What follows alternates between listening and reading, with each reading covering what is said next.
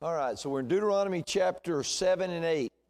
Deuteronomy chapter 7 and Deuteronomy chapter 8. And just as a reminder,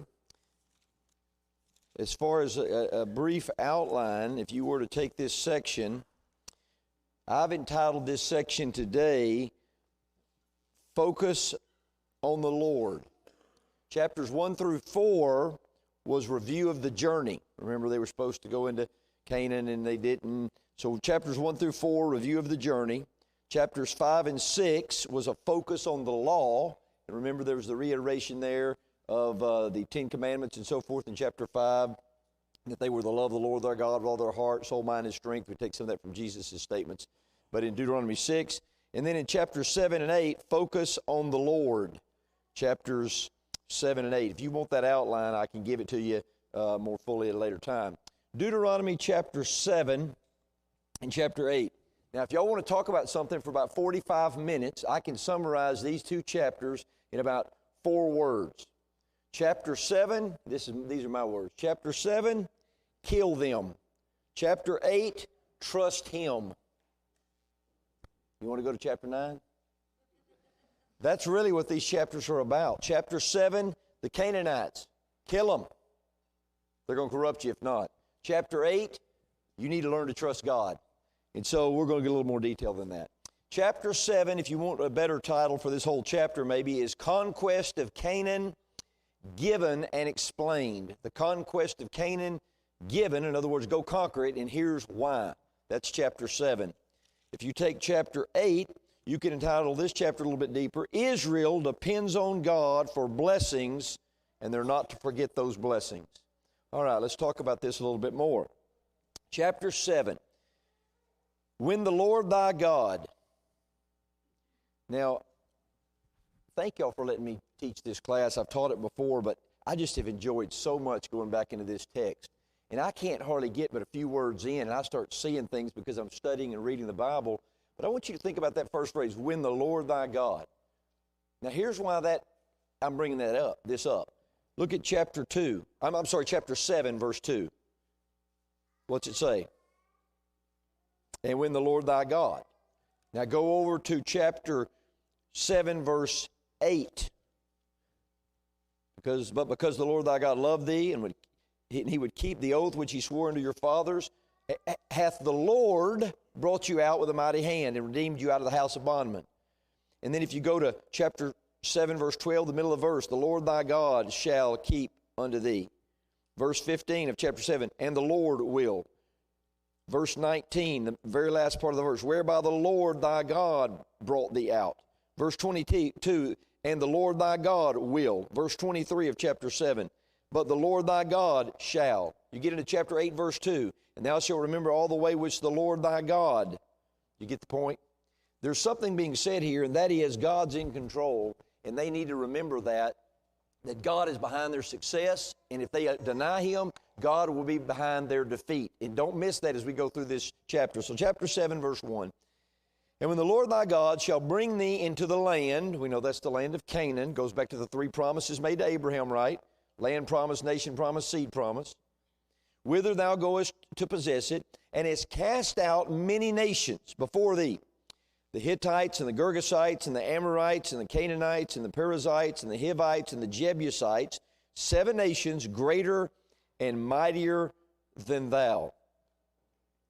And when the Lord thy God shall deliver them before thee, thou shalt smite them and utterly destroy them. Thou shalt make no covenant with them, nor show mercy unto them. Neither shalt thou make marriages with them. Thy daughter thou shalt not give unto his son, nor his daughter shalt thou take unto thy son.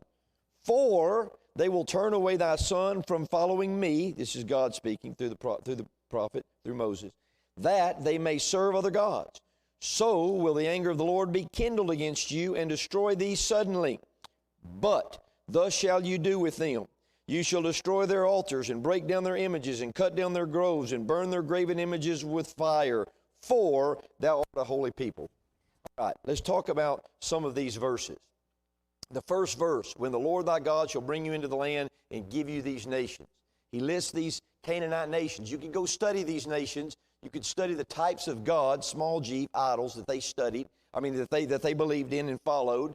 They're going to have different nuances of different types of gods. You have, Baal and Molech and so forth and so on, Ashtaroth and all that. But the point is, there were these foreign false religions, and God was telling them to go eradicate these nations, to not involve themselves with these nations. Why? Verse 2 and 3. Why were they not to do this? Turn God's people away from God, right? Because of their false beliefs and false systems. You want to know how I read the Old Testament? First of all, I'll read it for context like we just did. Secondly, I read the Old Testament this way. When the Lord thy God shall bring thee into the land whither thou goest to possess it, and I'll think about the church, and has cast out many nations before thee. I think about people coming out of heathenism and out of the world, out of false religion to obey the gospel. Even before thee, the Baptists, the Methodists, the Lutherans, the Pentecostals, the Presbyterians, churches that are greater and mightier than you. Is there not a parallel here when it comes to false religious groups who may mean well, but at the end of the day, these people may have meant well too? I don't know how you couldn't see some of that parallel. The point is, New Testament Christianity is distinct. Old Testament Israel was distinct. Do you think the Lord's church in most places, I shouldn't say most, in many places today is distinct as a class? What do you think? You think the Lord's church still stands out as distinct in many places? No, I don't think it does. I think it does in some places. I think there are many good congregations of the Lord's people. I'm not going to say there's not, because there are, and I'm very thankful for that. I know of congregations of the Lord's people that are distinct and sound all over this world. But I'm going to tell you something, brethren. There are a lot of places that say Church of Christ on the building, but they are not the Lord's church in the way that they conduct themselves. The way they act, the way they believe, what they do or do not follow from the Scriptures. I think you guys agree with that if you actually analyze some of the things that are going on. I know that's the case. There's a congregation not that far from here where there's a man leading the opening or closing prayer next Sunday, but to my knowledge, he's a Baptist, leading a prayer in the Lord's assembly. You think the days of Nehemiah, when those men would try to involve themselves into the priesthood and so forth, have changed any? Do you think these commandments are not relevant to us because it's the Old Testament? I'm telling you, it's relevant. And so don't forget that as you study through this thing. Well, that's just the Old Testament. Brethren, look at verse number 2. He said these nations are mightier and greater, but God's going to take care of them. That was a physical destruction. We don't believe that anymore because we're in the new covenant. But we're talking about spiritual destruction of their false doctrine. There's a parallel. But also, I've written down here in verse 1 of chapter 7 in my Bible, Matthew 7, 13 and following, Luke 13, 24, 2 Timothy 4, 17. Someone says, what does that mean? Y'all know Matthew 7, right? Few there be that find it, as opposed to the broad way. Luke 13, 24, strive to enter in at the straight gate, for many will seek to enter therein, but will not be able. There are always the majority, and then there's the minority. I heard a quote regarding a football coach the other day. They said the crowd was telling him to go for a play. He decided to kick a field goal, and he quoted some other old coach and said, if I listen to them too much, meaning the crowd, can we say the majority? Before long, I'll be where they are. That is part of the crowd. The point is, even a football coach, if he's what he ought to be, understands sometimes he has to make decisions that not everybody likes. There's popularity, there's the multitudes. Isn't there an Old Testament verse? There is. Follow not help me, multitude to do evil, the Bible says. Don't follow a multitude to do evil. And so you see some of that. Then you get down to verse number 2. God's going to deliver them if they would obey God, which sadly they did and then they didn't. By the way, the 2 Timothy 4:17 passage I alluded to, God says, at my first answer, defense, no man stood with me. He said, but the Lord was with me. Someone has said before, you and God make a majority. I deny that. God makes a majority whether you're with him or not. Yes, sir.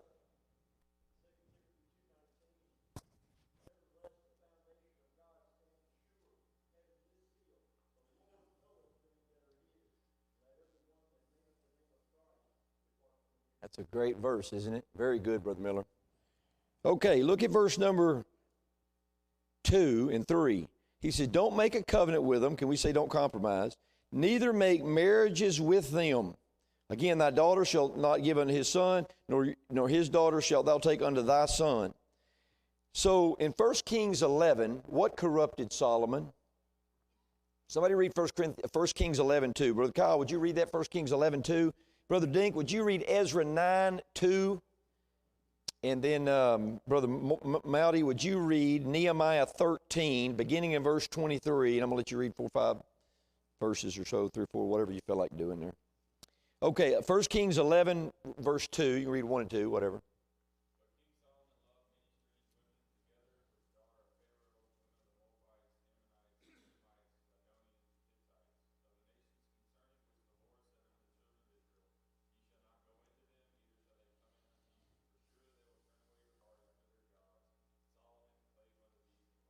Okay, you want to know why Solomon fell? One of the greatest kings of all the Old Testament history, in prosperity and money and wealth and wisdom.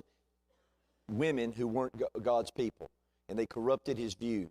Okay, look at, what verse did I say? Yeah, Ezra chapter 9, sorry, Ezra 9.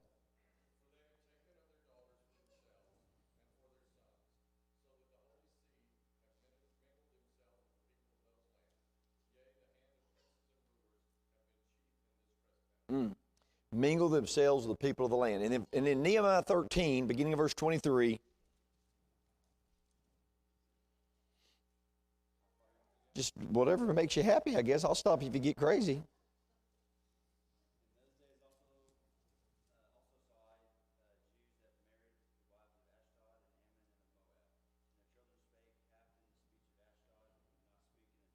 Boy, think about that, spiritual application. They spake half in the language of Ashdod, and they couldn't speak, can we say it this way, the language of God's people. Keep going.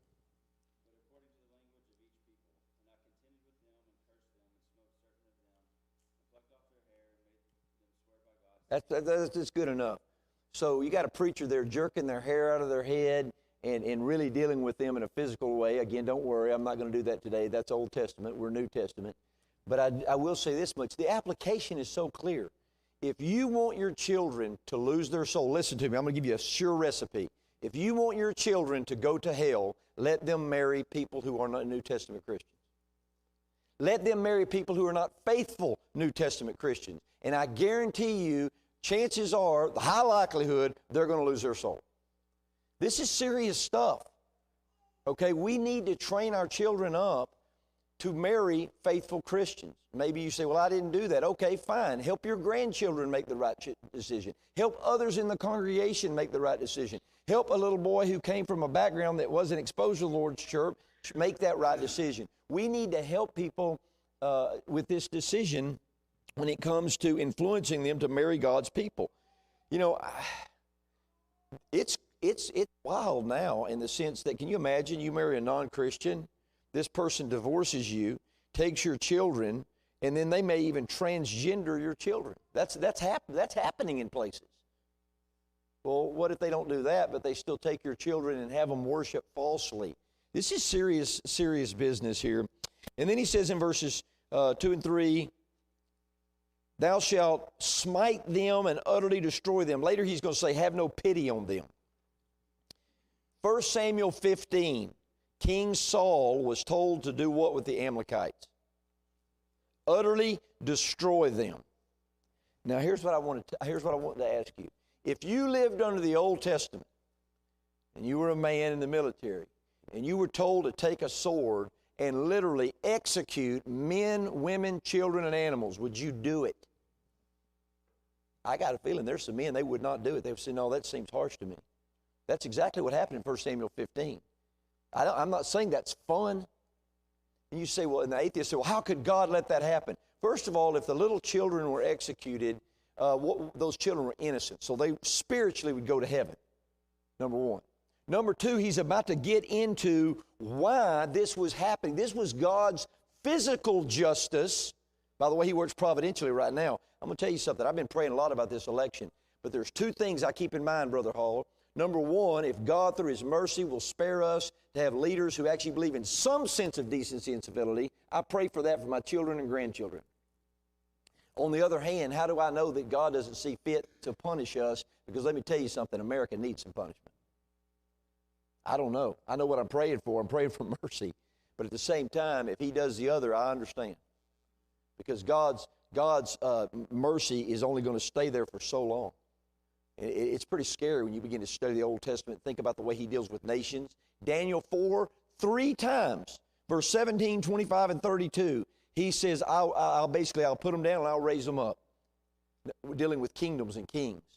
I don't know what God's providence holds, but I know this much. I know who holds providence, and that's God.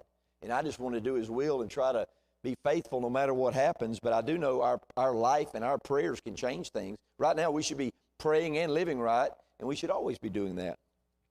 Any thoughts or comments or questions here on this first 5 or 6 verses dealing with marrying among God's people, dealing with eradicating the false religions of that time, and then especially as it deals with application? Any thoughts, comments, questions? This is a class. I know you probably have something. Boy, y'all don't talk much, do you? All right. Verse number 4 again, for they will turn away thy son from following me. There's the problem. Verse 5, but thus shall you deal with them. You shall destroy their altars and break down their images and cut down their groves and burn their graven images with fire. Again, how does Jason read this? But thou shalt make sure when they're baptized into the Lord's church out of the Baptist church that they no longer are teaching Baptist doctrine. When you baptize someone out of the Pentecostal church, he's not bringing Pentecostalism into the Lord's church. When you baptize someone out of the Methodist church, they're not now advocating for women waiting on the table or women being in the pulpit because they came from the background of that. That's what I'm reading and studying here, even though I'm studying Deuteronomy. And I think if we'll learn to read the Old Testament, thinking about our life in the New Testament, it's going to have relevance to us, and it's not just an old history book, although I love the history of it. Verse number 6, for thou art an holy people unto the Lord thy God. The Lord thy God hath chosen thee to be a special people unto himself above all the people that are upon the face of the earth. And then he tells him, he said, the Lord did not set his love upon you nor choose you because you were more in number than any people, for you were the fewest of all people. Verse 8, but because the Lord loved you, here's a big deal. Number 1, he loved you, but notice number 2, and because he would keep the oath which he sware unto your fathers. Again, think about the promise to Abraham. And by the way, why did he pick Abraham? Go read Genesis. It says more than one time because Abraham was obedient. That's why he picked Abraham. And so he says, which he sware unto your fathers, hath the Lord brought you out with a mighty hand. Think of God's power. That phraseology there, brought you out or redeemed you, is all throughout the book of Deuteronomy. Jason, prove it. Okay. Chapter 9, verse 26. Chapter 9, verse 26. He says there at the end of that verse, through thy greatness, speaking of God, which thou hast brought forth out of Egypt with a mighty hand. Go to Deuteronomy 13:5. Please turn there with me, and so you can see it in your own Bible. Deuteronomy 13, verse 5. And that prophet or that dreamer of dreams shall be put to death, because he hath spoken to turn you away from the Lord your God, which brought you out of the land of Egypt and redeemed you out of the house of bondage. Now, I've written down here 15:15, 21:8, 24:15, but I think y'all get the point. I don't have to read all those verses. If you go back to chapter 8, chapter 7, when it speaks of God and his people being special and holy, that's what they were to be. What about us? Will we be like everybody else? Or are we to be different? And by the way, how are we to be different? If I were to take some people in here and mix and mingle this audience with people that are not New Testament Christians, and let's say they put on enough clothes not to be naked, which these days is saying something, and let's say they were scattered among us, how could you tell, sitting in an assembly, looking nice, whether or not they're God's people? You probably couldn't. Well, then how can you tell if we are different from the world? Is it not in the way we think, in the way we act, in the way we talk, in the way we live? You know, Daniel and I were sitting by each other at the football game yesterday. We went to watch A&M in Arkansas, and I got to take my parents with me. First time they've probably maybe ever been to a game. We had just the biggest time, my mom, my dad, and me. And Daniel and I were sitting by each other, and they were sitting by each other because of the way you had to do the tickets. And I was sitting by Daniel, and I said, Daniel, I would imagine, and I just made the number up, but I said, I bet 95% of the people in here, because you had A&M in Arkansas, a lot of good conservative people. I said, I bet 95% of the people in here, if you ask them, are you a Christian? I guarantee you, a big percentage would say, oh, yeah. But if you looked around that stadium at what they were doing, drinking beer and so forth, I guarantee you the same 95% wouldn't have a problem drinking a beer. Probably a vast majority of them wouldn't have a problem with cussing here or there. I guarantee you some of them didn't know what clothes to wear. But then, of course, there were others that weren't that way. But the point I'm trying to make is this lesson of the few versus the many, the righteous versus the unrighteous, those who love God versus those who don't love God, those who won't give up versus those who just give into the world. That message is from Genesis to Revelation. Do y'all agree with that? I see a lot of head shaking. So when I read these things, it just jumps off the page about how we need to be reminded of these things. Be the holy people. Is that 1 Peter 2 talks about the Christians. We're to be holy, special, set apart, different from other people. We don't lie, cheat, steal. At least we shouldn't. Titus 2:14 says a holy people or a godly people, if you will, zealous of good works. Okay, verse number 7 and following. I've already read 7 and 8. Verse number 9. Know therefore that the Lord thy God, He is God, the faithful God. There's a big lesson. God does keep His word. He never lies. God is faithful. Lamentations 3:23. In that middle of that dark situation in the book of Lamentations, Jerusalem had been destroyed, 586, and he says of God in Lamentations 3:23, I believe this is the verse, great is thy faithfulness. 1st, 2nd Thessalonians, many times in the New Testament, the Bible calls God faithful. You read chapter 8, that's when we need to trust Him. You ever get discouraged by people you know that you think they should know better in the way they act, but they don't do right? You ever get discouraged by that? Be honest, do you? Of course you do. But guess what? God will never let you down. Never put I'm not saying don't trust them. I'm not saying don't have confidence in people. You can. The Bible says, "Of elders be lovers of good men." But I'm saying your ultimate trust should not be in people. It should be in God. And then you love the people who love God. Yes, sir. And by the way, thank you for commenting. I want this class to have a little more interaction. Some of y'all listen to that. Go ahead.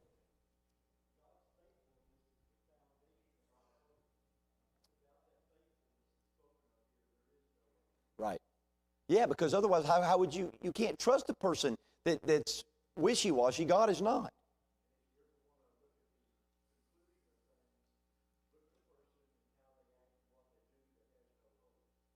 Oh, yeah, it's bad. Yeah, it's very bad. They just give up. They give up. Yeah.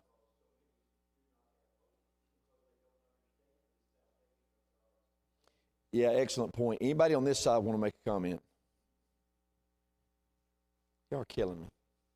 Okay. Chapter 7, verse number 9. Let's just read a little bit further. Know therefore the Lord thy God, He is God, the faithful God, which keepeth covenant and mercy. Now, who's going to keep covenant and mercy with? No, it just interprets itself. Them that love Him, well, what does that mean? And keep His commandments to 1,000 generations.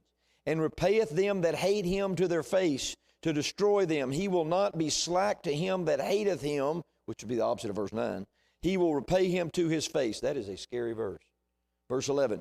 Thou shalt therefore, in light of everything that was just said, keep the commandments and the statutes and the judgments, which I command thee this day to do them. Brother Miller came up last Sunday morning and gave an excellent comment. I had mentioned, going back, I think it was to chapter 5, or chapter 4 rather, verse 44 and 45, I said testimonies were commandments, statutes may be moral obligations, and judgments may be dealing with the rights of men.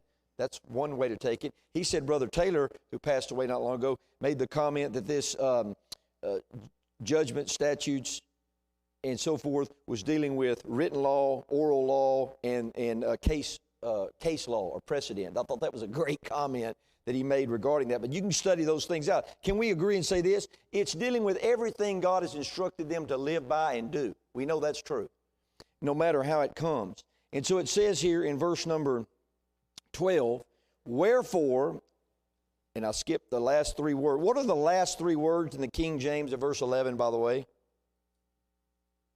To what? To do them. Y'all remember last week? Y'all don't remember that. Chapter 4, verse 1. And then I went to chapter 4, verse 1, and what did I say? It says, hearken, O Israel, the things which I teach you for to do them. And then I went to chapter 5, verse 31. I think, no, it wasn't 5:31. It was, well, it may have been, let me see. Yeah, 5:31, to do them. And I gave many other verses where that word is used all throughout Deuteronomy.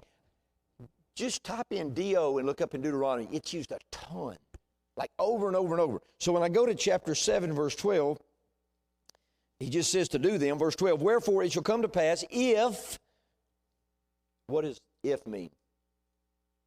It's a conditional statement. If you hearken to do these judgments and keep and do them, that the Lord thy God shall keep unto thee the covenant and the mercy which he sware unto thy fathers. Obviously, logically, the reverse is, if you don't, he won't. Verse 13, and he will love thee and bless thee and multiply thee. He will also bless the fruit of thy womb and the fruit of thy land, thy corn, thy wine, thine oil, and increase of thine kind, and the flocks of thy sheep, in the land which he sware unto thy fathers to give thee.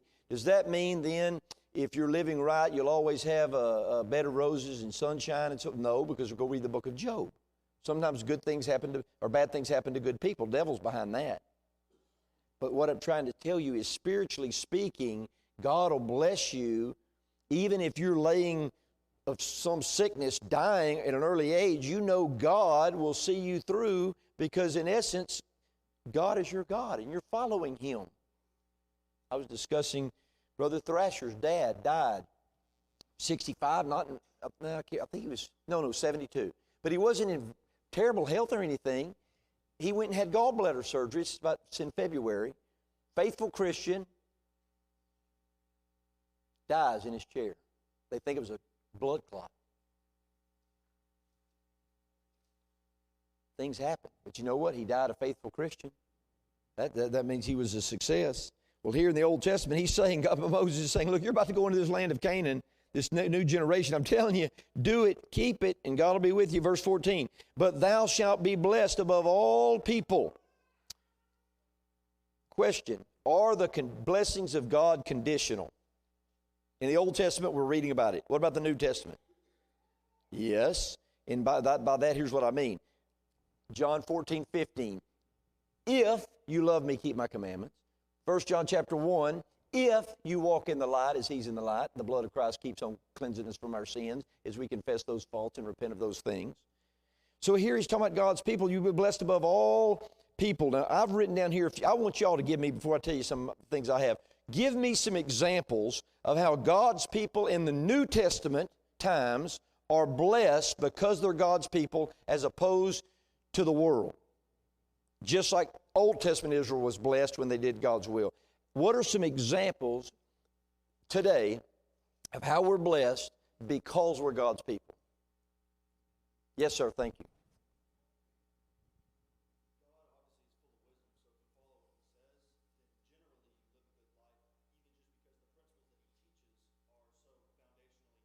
Yeah. So that's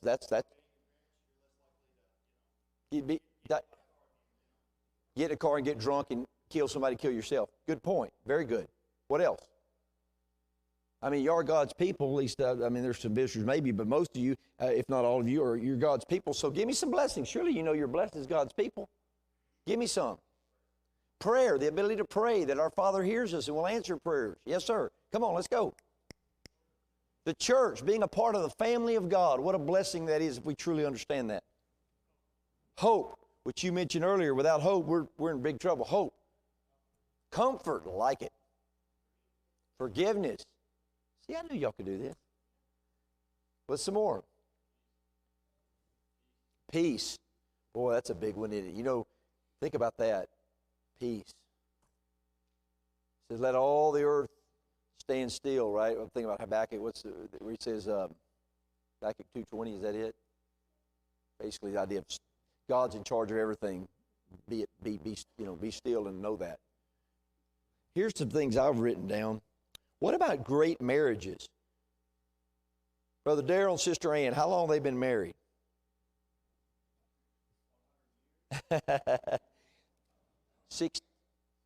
62 years. Let me tell you something.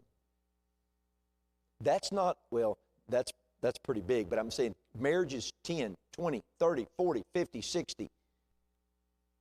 I can't tell you how many times I've got my hair cut and discuss how long I've been married, and the person cutting my hair will go, man, that's really something. That's great. Well, you don't hear that much anymore these days. Well, you don't in the world, but faithful members of the church, you do hear that.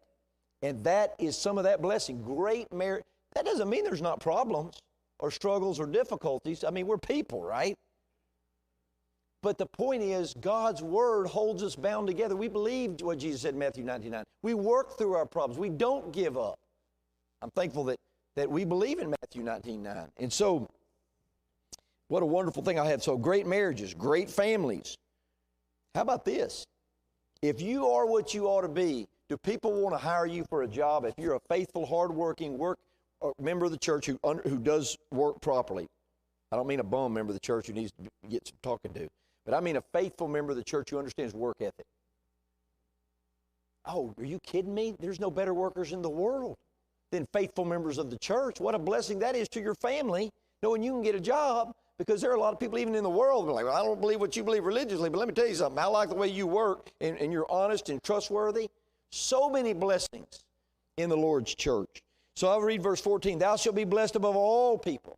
Verse 15, and the Lord will take away from thee all sicknesses, and will put none of the diseases of Egypt, which thou knowest, upon thee, but will lay them upon all them that hate thee. Now again, I understand that has a special context, and members of the church get sick today. But I will say this much, that phrase, none of these evil diseases, there's a book, I think I have a copy, but I failed to dig in one of my book piles, called None of These Diseases. And there's been research scientifically done regarding things they were to eat and not eat, the way they were to use sanitation processes to where the world didn't often understand that. You know what one of the cures, by the way, was if you had cuts on your hands and arms in Egypt, or cuts and you were damaged? It was to take horse manure and rub it on those cuts. Have you ever heard of tetanus? That would not happen under the law of Moses. They had all kind of sanitary processes. Go study that. And some of the things they would do, it was literally soap before the big invention of soap. It wasn't until a couple hundred years ago they fully understood they were killing these people because of germs. They would take one sick person and then go work on another sick person. They're literally just killing them.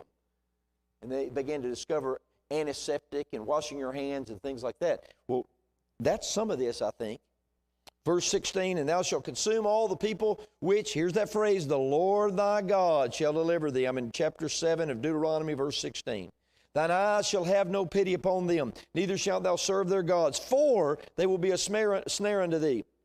If thou shalt say in thine heart, these nations are more than I, how can I dispossess them? That new auditorium down there is supposed to hold how many, Dink? 400 to 500, depending on how you stuff them in there.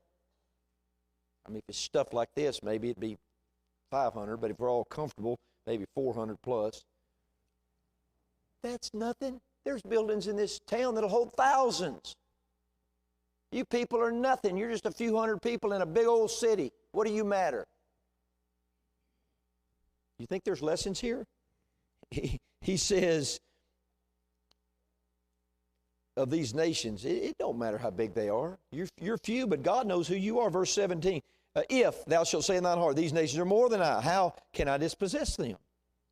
I'll tell you how. Preach the Word of God and have Bible studies with people. There are a lot of people in this community that want the truth, but they maybe hadn't been exposed to it. We need to believe there's opportunities. I know there are opportunities because there's Bible studies going on all over the place in this congregation. And there are many people who do believe the Bible's the Word of God, but they just don't fully understand it. But guess what? Weren't we all there at one point where we didn't understand it and someone taught us, and now we do, and we keep growing? I'm not saying we know everything, but we know what the one true church is. The plan of salvation, basic moral living. And so we should never give that up. Verse number 18. Y'all go to Deuteronomy 7:18, please.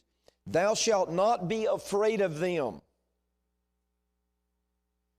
Don't be afraid of people that are worldly or religious, but shall well remember. Now he's going to tell you, here's why you're not afraid of them. Old Testament Israel, he says, listen, don't you remember what God did in Egypt to Pharaoh, those 10 plagues, which were, if you study them out, was a direct assault on the false God, small g, gods of Egypt. Every one of them was against a god of Egypt. Thy great temptations, which thine eyes saw, and thy signs, and thy wonders, and thy mighty hand, and thy stretched out arm, whereby the Lord thy God brought thee out. Again, God's behind it. So shall the Lord thy God do unto all the people of whom thou art afraid. Moreover, the Lord thy God will send the hornet among them. You can study Exodus 23, Psalm 44, it's referenced. Until they that are left and hide themselves from thee be destroyed. So he used some miraculous means in the Old Testament to drive them out of the land. You imagine a hornet's after you, I guarantee you're getting somewhere. Thou shalt not be affrighted, or we would say afraid, at them.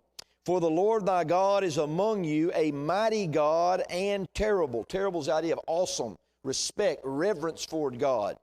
God is great, and we need to understand that. And so he says we don't need to be afraid. Now notice how much this theme is used. Go back to Deuteronomy chapter 1. Deuteronomy chapter 1, verse 21.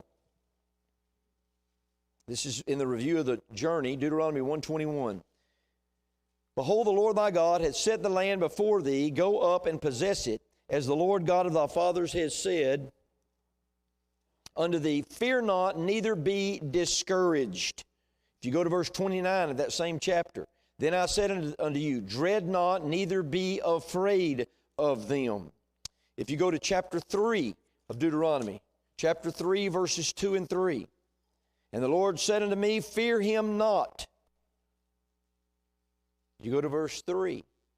So the Lord our God delivered in our hands Og, the king of Bashan, and all his people, and we smote him until none was left remaining. You go to verse number 22 of this same chapter. Ye shall not fear them. Go to chapter 4 and verse number 10. The very end of the verse. He says, hear my words, that they may learn to fear me, this is God, all the days that they shall live upon the earth, and that they may teach their children. And so, again, I think you get the point. If you go back over to chapter 7, verse number 21, this kind of language is throughout the book of Deuteronomy. Jason, what is Deuteronomy about? It's about do. That is obey. It's about not forgetting. We're about to get to that one. It's about remembering. It's about being a special people, a holy people, not getting afraid of those who are not God's people. What a book. Verse 22, and the Lord thy God will put out those nations. Verse 23, and the Lord thy God shall deliver them unto thee. So again, it's showing God is behind it all. Verse 25, he says, you're not going to desire. I thought that was an interesting phrase. The graven images of the God burned with fire, thou shalt not desire. Does that not remind you of Achan? Remind you of King David when he saw the woman, lusted after her and took her? Does it not remind you of Eve when she saw the fruit that was good to look upon and desirous fruit? So it says, thou shalt not desire the silver or gold that is in them, nor take it unto thee, lest thou be snared therein, for it is an abomination to the Lord thy God. Sin is against what person? God. Sin is against God. Now we can sin against other people in a lesser way, but it's against God. Yes, sir.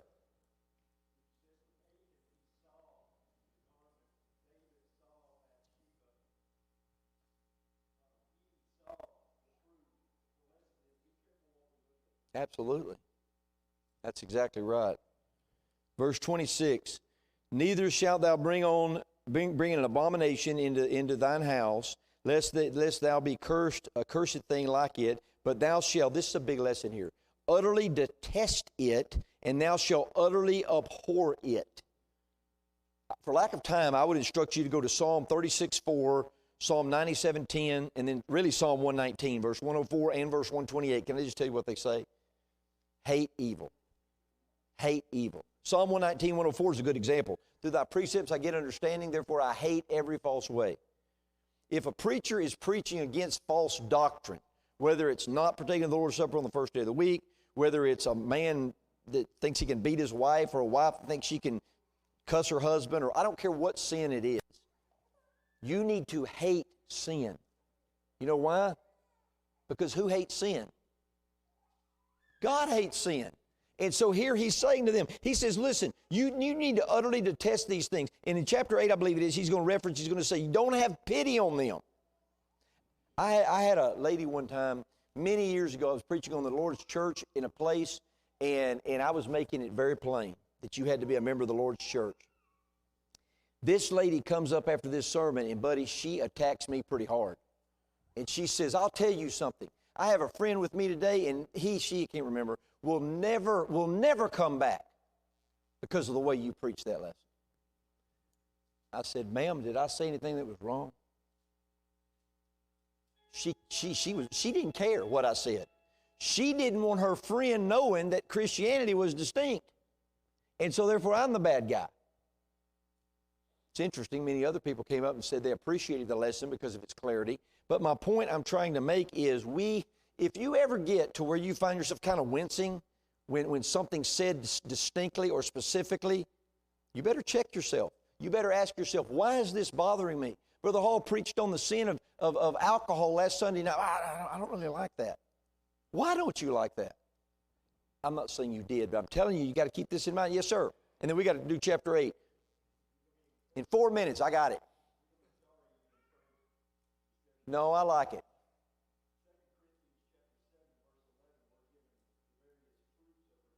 Yes, sir. Yep.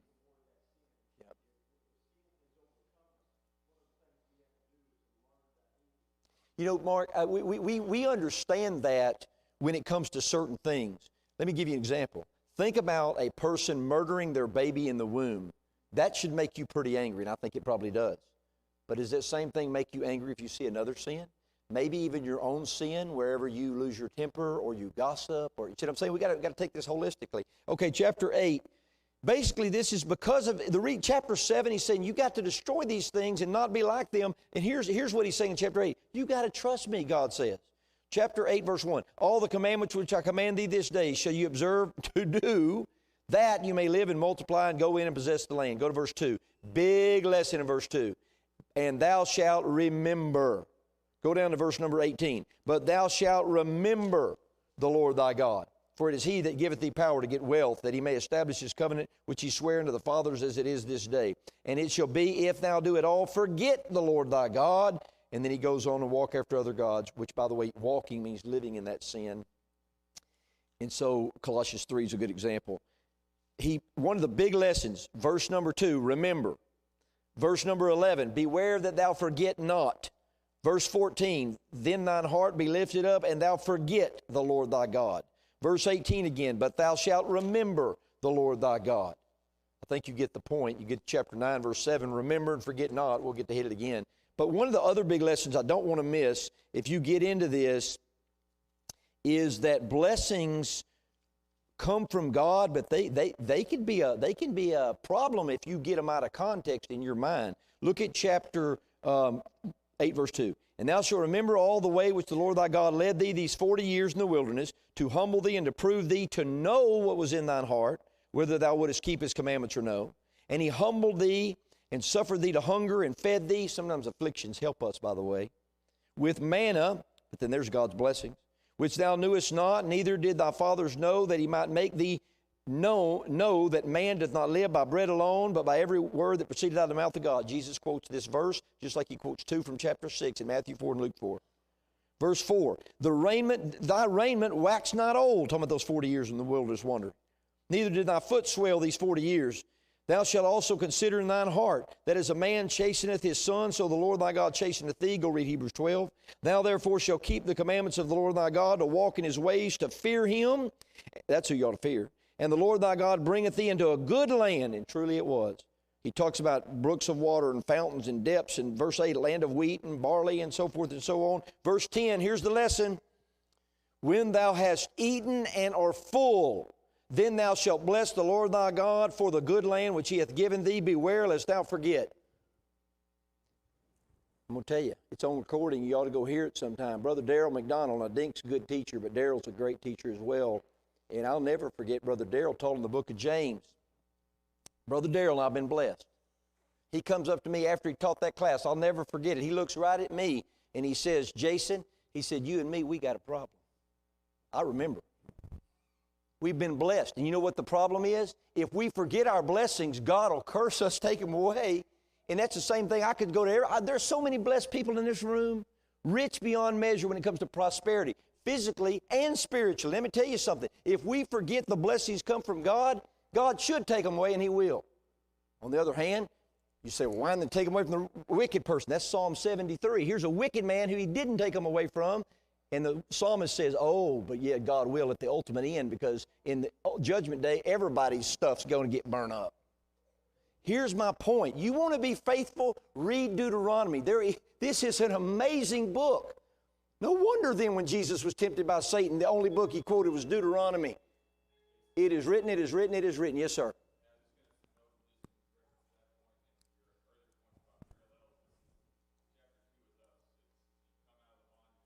Oh, yeah.